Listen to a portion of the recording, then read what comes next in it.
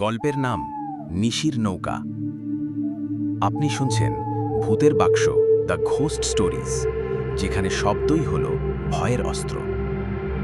আজকের গল্প এক মাঝি, এক নদী আর প্রতি রাতের অচেনা যাত্রীদের নিয়ে নিশির নৌকা।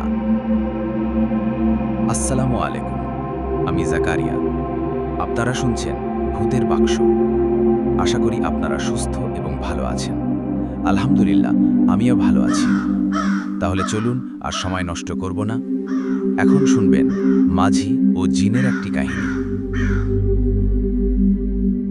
নদী, রাত আর নীরবতা। পূর্ববঙ্গের এক প্রত্যন্ত অঞ্চলে একটি নদী আছে, চিত্রা নদী। নদীটি দিনের আলোয় নিরীহ মনে হলেও রাত নামলেই তার চরিত্র পাল্টে যায়। নদীর পশ্চিম তীরে আছে এক পাড়া, শ্রীরামপুর, আর নদীর পূর্ব পাশে কেউ বাস করে না। বলা হয় ওদিকটা মৃতপুর, কেননা বহু বছর আগে ওদিকে বসবাসকারী সবাই কোনো না কোনো কারণে মারা যেতে শুরু করে। এভাবে এক এক করে হাওয়া হয়ে গিয়েছিল অনেকেই, আর বাকিরা আশেপাশের গ্রামে চলে যায়। কোনো মৃতদেহ পাওয়া যায়নি, কেবল ফেলে যাওয়া চাল ডাল, মাটির হাঁড়ি আর পুড়ে যাওয়া কুটির ছিল অনেক দিন। রহিম মাঝি ৬৫ বছর বয়সী, এক নীরব মানুষ। সেই যে যৌবনে এই নদীতে নৌকা চালানো শুরু করেছিল, তখন থেকে সে এক নিয়ম মেনে চলে। রাতের নৌকা শুধু একটাই দিক, মৃতপুর। রহিম রাতে কথা বলে না। নৌকায় কেউ উঠে নাম বললে সে উত্তর দেয় না। ভাড়া চাওয়া তো দূরের কথা, সে কখনো চোখেও তাকায় না। কারণ সে জানে এই যাত্রীরা মানুষ না, তারা জিন। প্রতিদিন রাত 2:13 নদীর ঘাটে ধীরে ধীরে আসে ছায়া ঘেরা কিছু অবয়ব। কেউ বোরখা পরে, কেউ ধুতি, কারো গায়ে পোশাকই নেই, কেবল কুয়াশায় গড়া অবয়ব। তারা কেউ কথা বলে না, শুধু চোখে চোখ রাখে একে অন্যের। রহিম মাথা নিচু করে দেয় আর বোঝে এবার শুরু। নৌকা ধীরে ধীরে ছাড়ে। নদীর মাঝপথে গেলে বাতাস থেমে যায়, পানির ঢেউও নেই, শুধু হারিকেনের নরম আলোয় মাঝির মুখের ছায়া নড়ছে। মাঝে মাঝে তারা রহিম মাঝির জন্য মিষ্টি নিয়ে আসে আর নৌকায় রেখে যায়। একদিন এক কৌতূহলী ছেলে, গ্রামের নতুন শিক্ষক সব শুনে লুকিয়ে পড়ে রহিম মাঝির নৌকায়। সে বিশ্বাস করত না এসব অলৌকিক জিনিস, কিন্তু সেই রাতেই সে এক ছায়ার ঘাড়ে চড়ে বসে ফেলেছিল। মাঝ নদীতে হারিকেন নিভে যায়।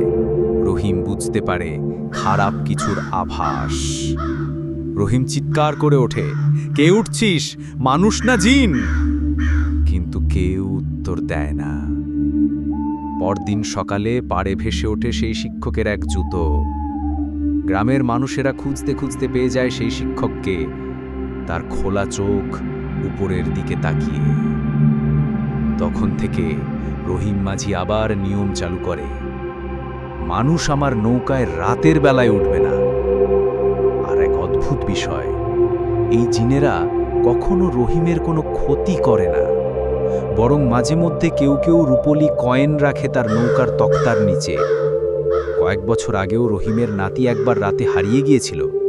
পরদিন দেখা যায় নদীর ঘাটে একটি শালপাতায় মোড়া বাচ্চা শুয়ে আছে, পাশে লেখা, রহিমের রক্ত নিরাপদ। আজও রাত 2:03 বাজলে চিত্রা নদীর ঘাটে ভেসে ওঠে একটা পুরনো কাঠের নৌকা।